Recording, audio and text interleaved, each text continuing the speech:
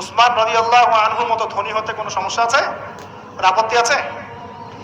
একটা আমল তার জীবনী থেকে পাওয়া যায়, এটা পড়ে আমার কাছে এত নিজেকে এত ছোট মনে হচ্ছে, কাশ যদি এই আমলটা আমি করতে পারতাম। বলে দেব, চেষ্টা করছি যে করার, আপনারাও করার চেষ্টা করেন। উসমান রাদিয়াল্লাহু আনহু ধনী ছিলেন কিনা, নবীর কাছে গিয়ে বলছেন যে আমার ধন সম্পদ খুব বেশি বাড়ছে, ইয়া রাসূলুল্লাহ আপনি সম্পদ একটু কমানোর দোয়া করেন তো আমার জন্য। চিন্তা করা যায় মানুষ এমন দোয়া কেউ করবে যুগে? আচ্ছা, নবী সাল্লাল্লাহু আলাইহি ওয়াসাল্লাম বললেন তুমি উটের পিঠে, গাধার পিঠে খাওয়া দাওয়া করো, ঠিক আছে, খাওয়া দাওয়া করো। তো তিনি খাওয়া দাওয়া করেন। এখন কয়দিন পরে, কয়দিন বলতে কতদিন আল্লাহ ভালো জানেন, তিনি এসে বলছেন ইয়া রাসূলুল্লাহ আমার তো সম্পদ আরো আগের চেয়ে বাড়তেছে দেখি, আপনি কি দোয়া করলেন? সম্পদ তো আরো বাড়া শুরু করেছে এখন।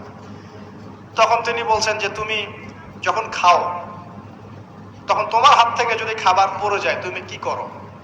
তখন তিনি বলেছেন আমি, আমার হাত থেকে খাবার যদি পড়ে যায়, একটা দানাও যদি পড়ে যায়, আমি উটের পিঠ থেকে নামি, নেমে সেই খাবারটাকে তুলে পরিষ্কার করে তারপর খাই। উসমান রাদিয়াল্লাহু আনহু এত ধনী মানুষ, তিনি প্রতি বেলায় 100 মানুষকে খাওয়াতে পারেন, কোনো সমস্যা নেই। তিনি একাই তাবুকের যুদ্ধে 30,000 সৈন্যের দায়িত্ব নিয়েছেন।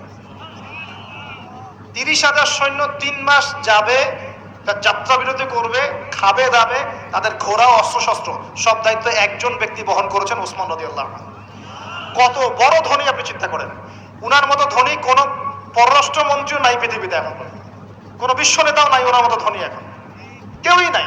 আর উনি কিন্তু তার এই ধন সম্পদ সুদের মধ্য দিয়ে অর্জন করেন নাই, তার ধন সম্পদ দুর্নীতির মধ্য দিয়ে অর্জন করেন নাই। তার ধন সম্পদ তিনি কিন্তু এই যে অন্যের সম্পদ অন্যায়ভাবে দখল করে অর্জন করেন নাই।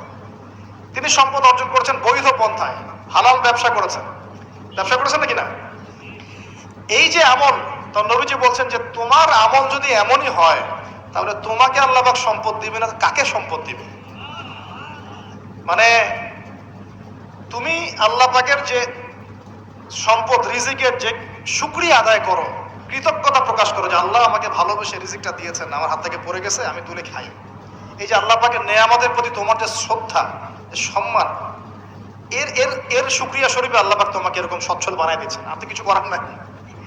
তো উসমান রাদিয়াল্লাহু আনহুর মতো ধনী হতে কোনো সমস্যা আছে? তিনি কৃপণ ছিলেন না, তিনি আল্লাহ পাকের নেয়ামতের শুকরগুজার ছিলেন। ভুল ব্যাখ্যা নিবেন না, তিনি আল্লাহ পাকের নেয়ামতের শুকরগুজার ছিলেন। আমরা আল্লাহ পাকের নেয়ামতের শুকরিয়া আদায় করবো ইনশাআল্লাহ, এবং যা রিজিক আল্লাহ আমাদেরকে দিয়েছেন এতে সন্তুষ্ট থাকবো ইনশাআল্লাহ, এবং হালাল ভাবে চলার চেষ্টা করব। আল্লাহ পাক আমাদেরকে ধন দিলে সেই ধন সম্পদ যতটুকু আমার পরিবারের জন্য প্রয়োজন, বাড়তিগুলো আমরা আল্লাহর পথে দান সাদাকা করবো ইনশাআল্লাহ। আল্লাহ পাক আমাদের সবাইকে আল্লাহর রাস্তায় দান করার তৌফিক এনায়েত করুন। আমিন।